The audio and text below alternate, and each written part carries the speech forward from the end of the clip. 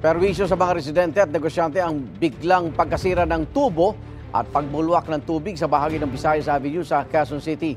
Yan ang unang balita live ni James Agustin. James. Good morning. Halos 7 oras na bumubulwak yung tubig sa bahagi ito ng kalsada dito sa Visayas Avenue. At ang epekto niyan, mayroon ilang commercial establishments nga na nawala na ng supply ng tubig o di kaya naman humina yung tulo sa kanilang mga gripo. Pasado alas 3 na madaling araw, patuloy pa rin ang pagbulwak ng tubig sa bahaging ito ng Visayas Avenue sa Barangay Basra, Quezon City. Tuloy-tuloy ang daloy nito hanggang sa drainage. Diretso rin ang tubig sa compound na may magkakatabing bahay, kaya nagdulot ng kaunting pagbaha. Sa gitnang bahagi ng kalsada, may lumalabas din na tubig mula sa nagkabitak-bitak at umangat na aspalto. Ayon sa mga taga-barangay, bandang alas 11:20 kagabi, nang mapansin ng mga residente ang pagbulwak ng tubig.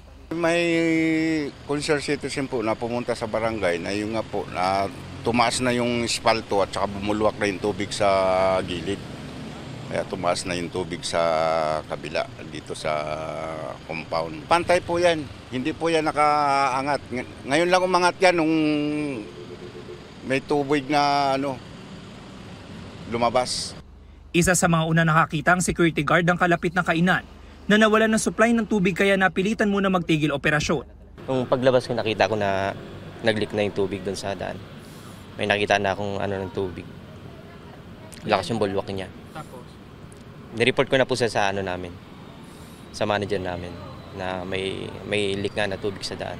Hating gabi naman ang humina ang tulo ng tubig sa gripo ng karinderya ni Alan. Mag-iipon na raw sila dahil baka mawalan pa ng supply. Malaking pong epekto nun sa amin. Kasi number 1, naghuhugas kami ng mga plato, mga bowl, tapos panluto, pangsaing. Doon kami umaasa. So kailangan po talaga mag-ipon kami ng tubig habang may tumutulo pang. Ngayon mamaya po yan, sigurado mawawala na kami ng tubig niyan. Nangangamba rin ang mga empleyado ng isang bakery. Humina po ng konti yung tulo ng gripo. Di po kagaya dati na mas malakas. Paano yan? Pag ganun po, iimbak na lang po kami ng tubig para po paggawa ng tinapay di kami mahirapan. Nakipag-ugnayan ng mga taga-barangay sa water concessionaire na nakakasakop sa lugar.